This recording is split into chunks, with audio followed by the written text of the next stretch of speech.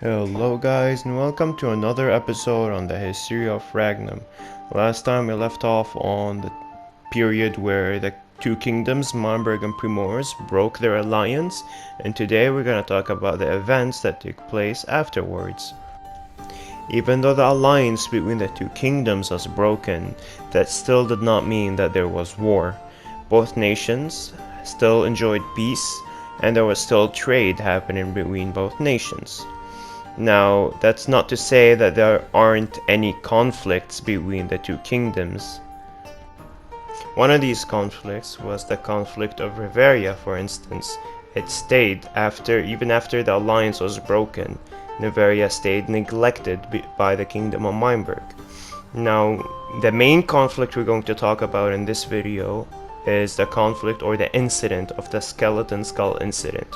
A very notorious incident or conflict that took place, of course, between both kingdoms, Mainburg and Primoris. Now, this incident didn't take place right away whenever the alliance was broken. As you said, there was peace for a while and conflicts were minimalistic. In that time, Primoris kept growing and Mainburg kept declining, as usual. Now, eventually, the skeleton skull incident did happen, and it happened whenever there was an unauthorized visit taking place by people from Mainburg coming to Primors to pick up a citizen that was lost, and it was unauthorized because they never asked for permission to come to Primors. Now, the king of Primors didn't make much out of it, and he turned a blind eye. Now, the real issue arises whenever the king of Primors, shortly after the visit of Mainburgians, found out that there was something missing from the dungeons of Primors, and that being a skeleton skull. Now, you wouldn't say it's something very expensive or it's not a lot, but for the king of Primors it meant a lot. First of all, he didn't like people lying to him or trying to deceive him, and second of all, that skeleton skull did mean a lot to Squadron because it did sort of cost him a lot of brain cells to get it in the first place. Wait, I'm gonna lure him in here. When he's on the edge, you push him. Stay behind him, Sean, how are you gonna push him in? How are you gonna push him in? You have to be behind him. Kishon, what are you doing? Now, knowing that nobody else possessed a skeleton skull in the whole realm, he decided to ask a trick question in a party full of players who are playing on the server. And that question was, hey, does any of you guys have any skeleton skulls? Because we're trying to buy some. Now, this question was answered right away by, you guessed it, Jerry Boo, or Powerful King. And he answered saying, yeah, we have a skeleton skull, but we're not trying to sell it. Upon hearing that answer, the king of Primor's squadron further asked, well, wait a second, how did you get that skeleton skull? Do you even have the know-how to get it? Now, Powerful King, being a noob, did not know how to get a skeleton skull legit in survival and started saying, oh, I killed a creeper and it dropped a skeleton skull or something like that. Now, after hearing that idiotic answer, and mixed with the fact that they were also in Primors a day prior from finding out that the skull was missing, Squadron had to conclude that they were indeed the people who stole the skull, being Powerful King and the other Mainburgians, or at least just him. Now, after a week of arguing, investigating, and going back and forth in talks, Jerry Boo ended up changing his mind and started saying, oh no, it was just a joke, we never really possessed a skeleton skull.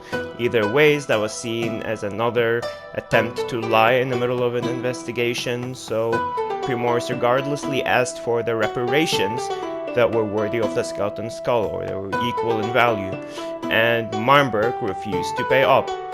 Now, after that happening, Primors was enraged, and they decided to go personally to Mainburg to reassert dominance and ask for the reparations personally. Now, Squadron came to Mainburg with two other Primorians, one of them being your boy Chris, a player or a citizen who used to be a Mainburg citizen, but joined Primors for a better life, and he did have a score to settle with Mainburg because of the bad conditions he had to endure and live in. The other player, known as Jake the Mans, a very notorious player, other known as the Demon of Primoris, and he gotten himself that name by being a very bloodthirsty person. This player would kill people whenever he's bored for enjoyment. He would break so many armors in this world by just using a fish or his bare hands. And this person is one of them players that you can send over to another nation in case of war, and this nation would just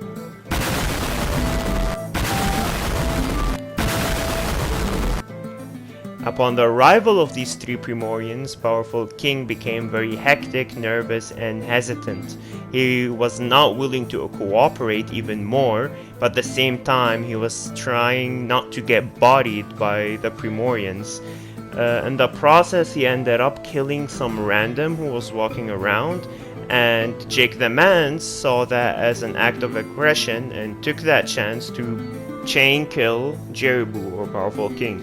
And Jeribu got really pissed off and he rage quit in the middle of the investigation, and that in turn also enraged Squadron, because Jeribu was not being cooperative the whole time, or the whole week where these investigations were taking place.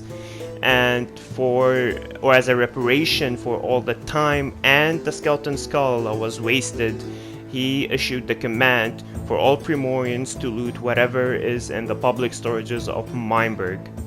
However, the Primorians were also commanded not to destroy any buildings and only take from the public storages, and not take from anything that was owned by any citizen, and at the same time not to kill any citizens as long as they weren't being a hindrance to the Primorians. When powerful king caught wind of the mass lootings that were happening to his nation, he was reported to punch a hole through his screen, and he blocked all the players of the server and stopped playing the server of Ragnum. And this marked the end of the first kingdom of Meinberg.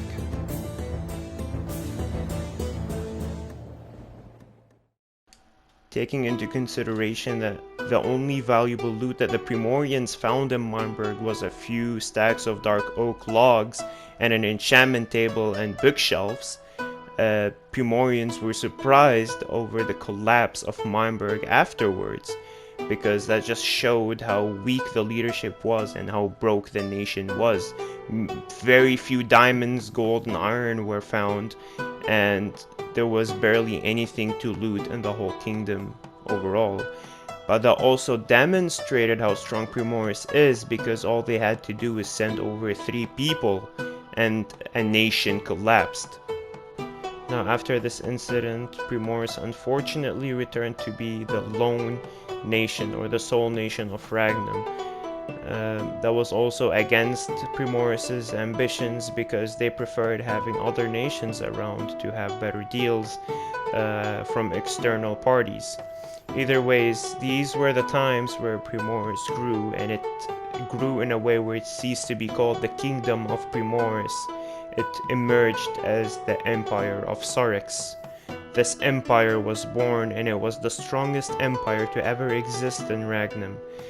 With the birth of this empire, new settlements were built, one of which being the village of Lunks, a beautiful, humble village to the south of Primoris, and the settlement of Cliffix, which was to be the war city, or the juggernaut of Sorex. And it was destined to be one of the most beautiful and most fortified cities in all of Ragnum, a mountain-based city that's hard to infiltrate. Now, for historical accuracy, I will have to mention that Cliffix and Lunks did initiate construction before the fall of Meinberg, but they were finalized and they grew bigger after Meinberg, and they were more recognized after Meinberg. The city of Cliffix, to be made more intimidating, Jake the Mans was appointed as its king, and for the humble village of Lunks, the boss man, a very trusted player, was appointed as the lord of it. Primoris would remain as the head of operations, being the capital of the whole empire, and Primoris itself went through some amazing changes and imperial looks after it changed. We can have a look at what it used to look like in its kingdom state, and its imperial state was marked by its looks as well. Now, after these events, eventually new nations were formed yet again, and that was very fortunate for Primoris or for Sorex, because now they would have new trading partners again, and they were hoping to have better trading partners this time. Now, those nations were to be called the Triplet Nations. These are three nations that had conflicts within each other, but also with other nations, and they were also the cause for many historical changes in the realm of Ragnum. But their story is to be unveiled in another episode of Ragnum's history. Hope you guys enjoyed this video, and please leave a like if you did. Leave a comment down below telling me about your thoughts on the video and on the server, and have a nice day. Thank you, everyone.